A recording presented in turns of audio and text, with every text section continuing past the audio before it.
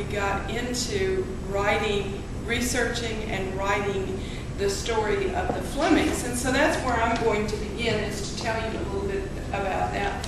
And because I don't remember it as well as I probably should, I have a little sheet here that gives me some of the dates. But this was, George Fleming was given this property as a Spanish land grant. And he came here from Ireland. That's why it's Hibernia, because the Irish referred to their land as Hibernia, so he named his area here that he settled in Hibernia for the home country. He first lived in St. Augustine, and then he married a woman from St. Augustine, Sophia Fascio. And the Fascio house is still, if you go to Old St. Augustine, you can see the Fascio house. Now there's lots of stories about how he lived here and she lived over on the other side, and he would swim across to visit her. I think that probably that was more likely what happened with his son Louis. Louis Fleming was born in 1798, and he came and settled here. He was the husband of Margaret Fleming that we all built this church.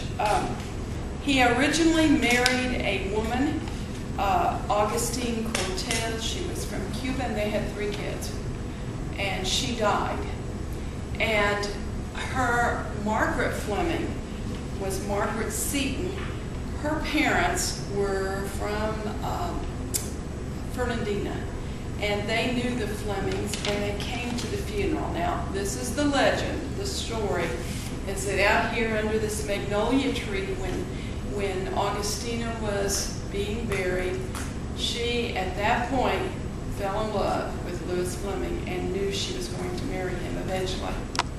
About 300 yards further that way originally, but it was down from the house, and this was her dream. It was not finished until 1878, and Margaret died on April 6, 1878, and the first service was her funeral in this church. Her windows were the first, the 3 windows. It has a saying that she always loved, which was, "I have fought the good fight, I have kept the faith, I have finished my course." And you can see all of these. Her favorite song dealt with the light and the sun, and you can see them, or the moon and the sun, and you can see that up there. Now, they had a friend who came here to the bed and breakfast and visited. His name was Governor Armstrong. That was his name, Governor. And he became very involved in art and in stained glass, and he was a mentor for Tiffany.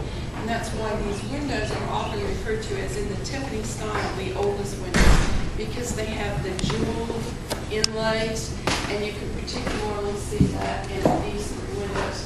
This was Governor Armstrong's window. He also built the Holly Lodge, or was cottage. It was right across